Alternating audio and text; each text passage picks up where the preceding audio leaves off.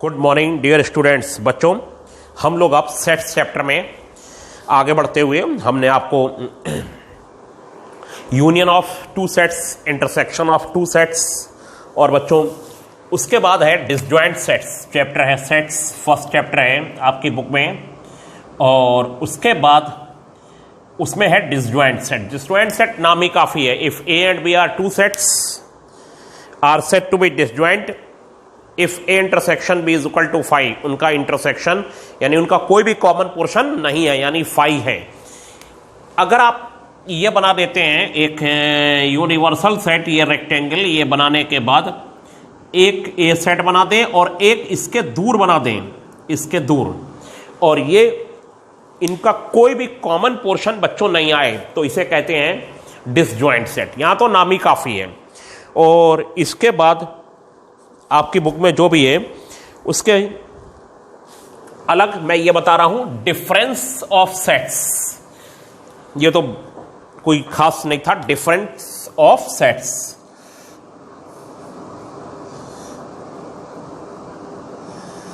Difference of sets,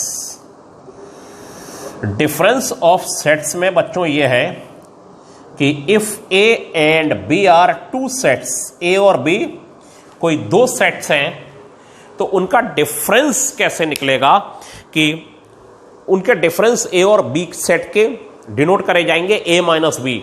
A minus B में वो element होंगे जो ए में हो और बी में ना हो, ए में हो और बी में नहीं हो। कहने का मतलब है कि A minus B is equal to बच्चों हो जाएगा x such that x belongs to A and x not belongs to B। x A में हो और B में ना हो। A माइनस B में कौन से एलिमेंट रहेंगे? x, एक ऐसा x जो A में हो और B में ना हो। फिर आपकी बुक में यह कहा गया है symmetric difference of two sets. The symmetric difference of two sets A and B denoted by A delta B। symmetric difference of two sets, symmetric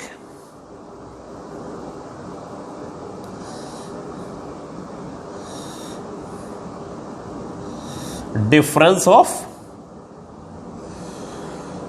two sets। इसमें बच्चों इसको A डेल्टा B से denote किया जाता है और A delta B होता है A minus B union B minus A में हो और बी में ना हो। वो एलिमेंट निकाले जाएं और उसका बच्चों यूनियन निकाल दिया जाए बी माइनस ए के साथ।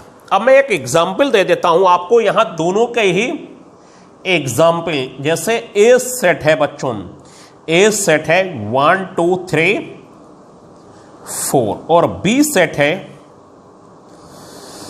3 4 5 6। अब पहले तो मैं आपको a माइनस बी निकालना सिखा रहा हूं। a माइनस बी हो जाएगा बच्चों 3 4 छोड़ दीजिए, a में हो और b में ना हो, a में हो और b में ना हो, 1, 2 और b माइनस a हो जाएगा b में हो और ए में ना हो, 5, 6। और अगर ए माइनस बी और बी माइनस ए निकालना सीख गए तो symmetric difference of A and B हो जाएगा इनका यूनियन 1 2 5 6। अगर आपको ए डेल्टा बी निकालना है तो ए डेल्टा बी हो जाएगा A minus B union B minus A. इसका मतलब होगा 1, 2 यूनियन 5, 6 और ये हो जाएगा बच्चों 1 2 5 और 6। ये आ गया 1 2 5 6, सिंपल नॉर्मल काम। और ये symmetric difference of A and B हो जाएगा। अब कंप्लीमेंट ऑफ सेट क्या होता है? आपके नोट्स में सब कुछ लिखा हुआ होगा। अगर कैपिटल यू यूनिवर्सल सेट है और ए एक सेट है और ए यूनिवर्सल सेट का सबसेट है then the complement of A is denoted by A dash, A को ऊपर डैश लगा देंगे, and is defined as U minus A. U minus A का मीनिंग होगा यू में हो और ए में ना हो, यू में हो और ए में ना हो। Complement of sets, complement of sets में देखिए क्या है, कंप्लीमेंट ऑफ सेट्स में ये है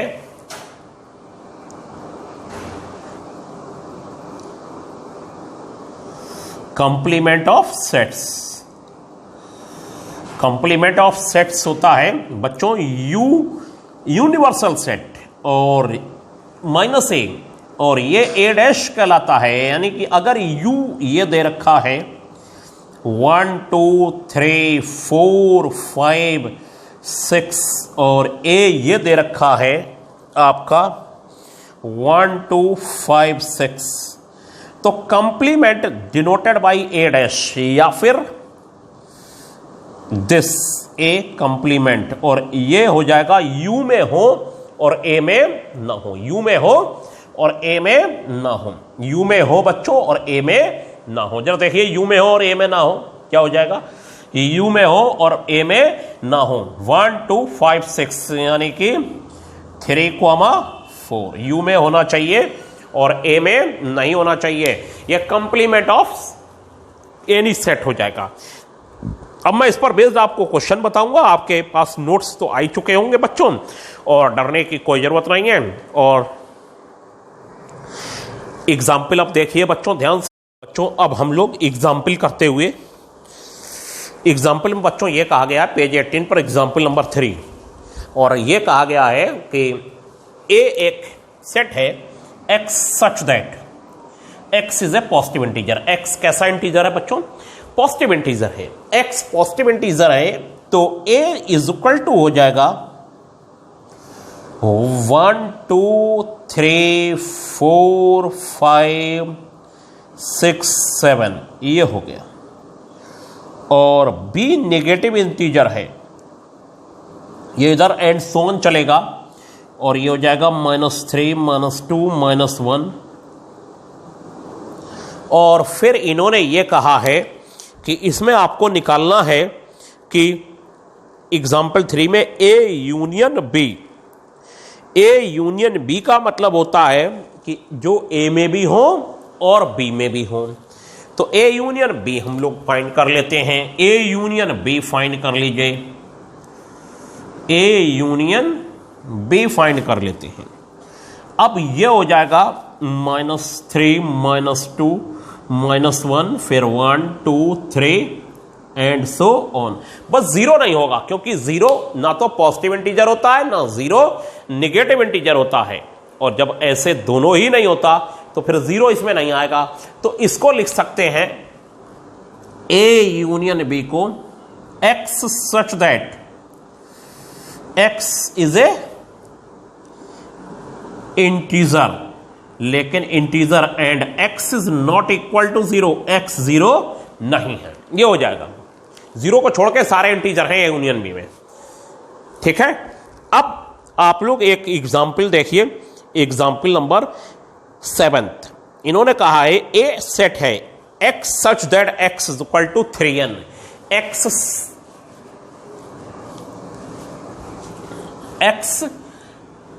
सच that x is equal to 3n। ये जो है आपका एग्जाम्पल 7th, एग्जाम्पल 7th।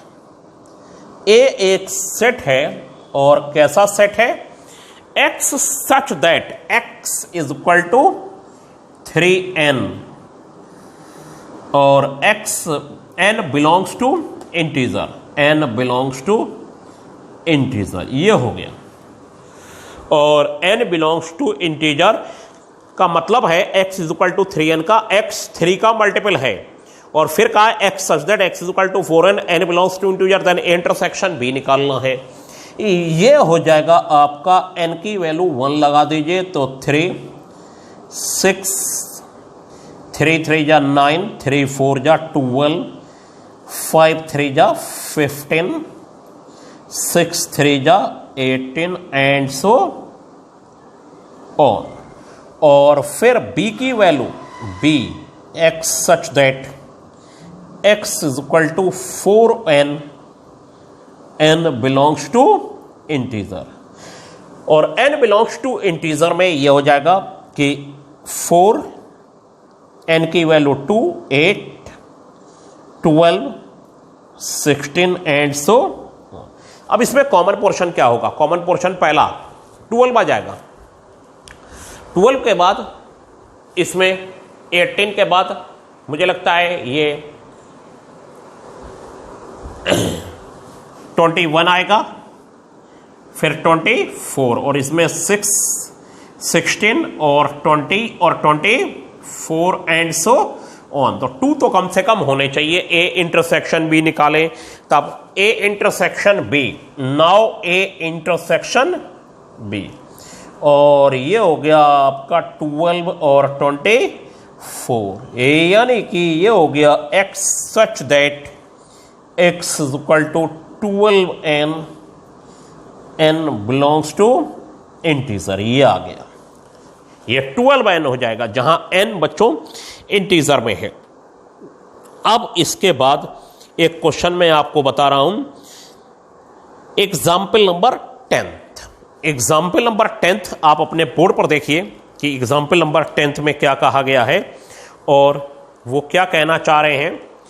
ध्यान से देखते रहिए, स्क्रीन पर आपके आ रहा। हाँ, तो अब आपके स्क्रीन पर बच्चों एक एग्जाम्पल आ चुका है और वो एग्जाम्पल नंबर है 10th। और 10th में ये कहा गया, give example of 3 sets ABC such that A intersection B is not equal to 5, B intersection is not equal to 5, A intersection is not equal to 5, and A intersection B intersection C is equal to 5। बच्चों हमारे सामने A हमने लिख लिया है, A एक set लिख लिया 1 2 3 4, B लिख लिया 3 5 6 7, ये लिख लिया है, ठीक है। A 1 2 3 4, B 3 5 6 7 और इसमें एक कॉमन पोर्शन दे दिया।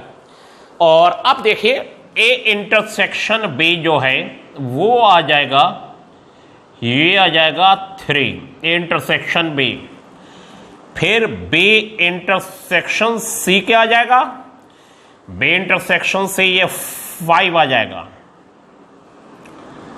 फिर A इंटरसेक्शन C क्या आ जाएगा, 1 आ जाएगा। ये आ गया, देखिए।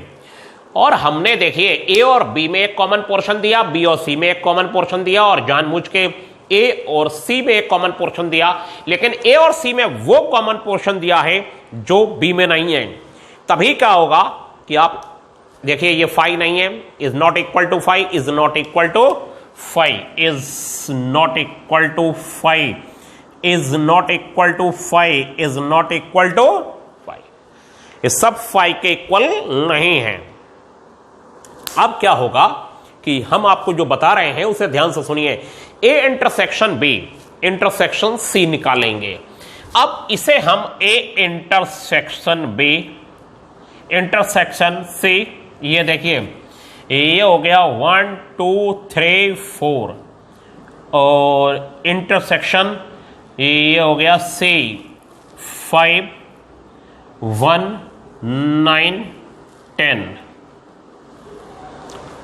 ठीक है। A इंटरसेक्शन B, देखिए A इंटरसेक्शन B यहां पर 3 होगा, और 3 हो जाने के बाद 3 का इंटरसेक्शन निकालेंगे 5 1 9 10 के साथ, तो ये हो जाएगा 5, ठीक है। ये इंटरसेक्शन B 3 था। क्या करा, A और B में एक कॉमन पोर्शन दिया, B और C में एक कॉमन पोर्शन दिया, और A और C में एक कॉमन पोर्शन दिया जो B में नहीं है। सब नॉट इक्वल टू 5 है, लेकिन इसका जब आप इंटरसेक्शन तीनों का निकालेंगे तो ये 5 आ जाएगा, तो हमारी कंडीशन फुलफिल हो जाएगी। एग्जाम्पल नंबर 12 देखिए। एग्जाम्पल नंबर 12 में क्या कहा गया है कि ये कहते हैं कि A is equal to x such that x natural है, x is a factor of 6, x 6 का फैक्टर है, x belongs to natural number. A एक सेट है x such that x belongs to natural number and x is a factor of 6, x is a factor of 6, ये 6 का factor है। और ये अगर 6 का फैक्टर है तो इसे ध्यान से समझिए, ये हो जाएगा 1 2 3 1 2 3 और ये 6, ये नेचुरल भी हैं और 6 के फैक्टर भी हैं। अब फिर इन्होंने कहा है कि x is a factor of 8, b x such that x belongs to natural number and x is a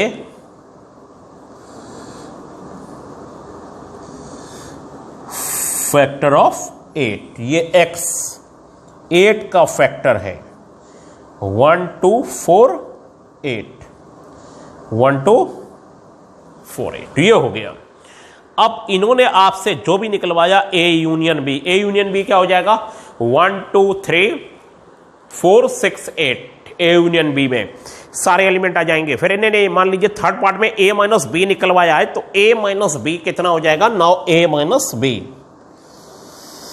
A minus B जो हो जाएगा A में हो और B में ना हो, तो कौन से हो जाएंगे 3,6, और B माइनस ए क्या हो जाएगा, B में हो और A में ना हो, ये 4,8 हो जाएगा। इसी तरीके से इसको निकाला जा सकता है, B में हो और A में नहीं होने चाहिए, B में हो और A में नहीं होने चाहिए, ठीक है। अब सिमेट्रिक डिफरेंस ऑफ सेट्स का example number 13 A delta B निकालना है। एग्जाम्पल नंबर 13 देखिए, और एग्जाम्पल नंबर 13 को देखिए ध्यान से। 13 जो है वो क्या कहा गया है आपके पास, ये कहते हैं A is equal to A B C D, A is equal to A B C D, B is equal to,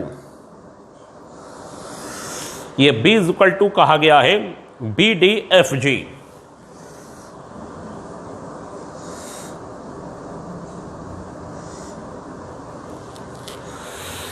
A delta B निकालना है, क्या निकालना है, A delta B. Now A delta B is equal to A minus B निकालिए, A minus B हो जाएगा ए में हो और बी में ना हो, ए में होने चाहिए, ए में कौन है, ए बी सी डी, ए में होना चाहिए और बी में नहीं होना चाहिए, बी डी, और ये ए और सी आ जाएगा, ए में हो ए और सी। फिर बी माइनस ए निकालिए, बी माइनस ए हो जाएगा, बी और डी छोड़ दीजिए, एफ और जी लगा दीजिए, F comma G. A delta B निकाल लीजिए, A delta B, now A delta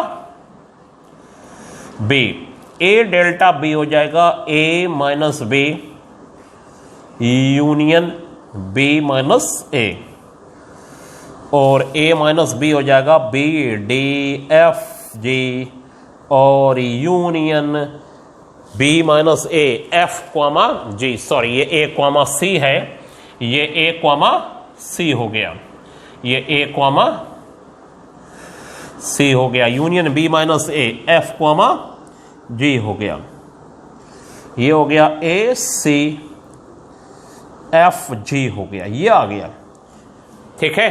तो ये ए डेल्टा बी का मतलब है symmetric difference of A and B. अब एग्जाम्पल नंबर 14 में ये कहा गया है यूनिवर्सल सेट है 1 2 3 4 5 6 7 8 और ए इतना दे रखा है 2 4 6 8, ए डैश निकालना है, फिर ए डैश का डैश निकालना है, कंप्लीमेंट का कंप्लीमेंट। तो 14 देखिए और 14 को ध्यान से समझिए। 14 में ये कहा गया है कि a इज इक्वल टू है 1 2 3 4 5 6 7 8 5 6 7 8 और B में A, सॉरी ये तो यूनिवर्सल सेट है हमारे पास, और A सेट में कहा गया है कि उसमें रहेगा 2 4 6 8 2 4 6 8 A dash U minus A, U में हो और A में ना हो, ये कौन से हो जाएंगे 2 4 6 8 1 2 सॉरी 1 3 5 7 1 3 5 7। अब ए डैश का डैश निकालिए। देखिए ए वापस आ जाएगा। अभी आप देखेंगे ए डैश का मीनिंग होगा, ए डैश के डैश का मतलब है यू में हो और ए डैश में ना हो, यू में हो और ए डैश में ना हो, ये मतलब हो जाएगा। बताइए यूनिवर्सल सेट में है और ए डैश में नहीं है। ए डैश है 1 3 5 7, 1 3 5 7 छोड़ दीजिए, आ जाएगा 2 4 6 8। ये हो जाएगा बच्चों 2 4 6 8, 2 4 6 8। यानी कंप्लीमेंट का कंप्लीमेंट वही सेट को वापस कर देता है। तो ये एक्सरसाइज 1D आपके करने के लिए हो गई। इसे आप ध्यान से करके मुझे बताइए, और अगर जो क्वेश्चन नहीं हो रहे हैं, वैसे तो सभी हो जाएंगे, तो देखते हैं कौन से नहीं हो रहे हैं बच्चों। ध्यान से आज के लिए इतना ही। Thank you.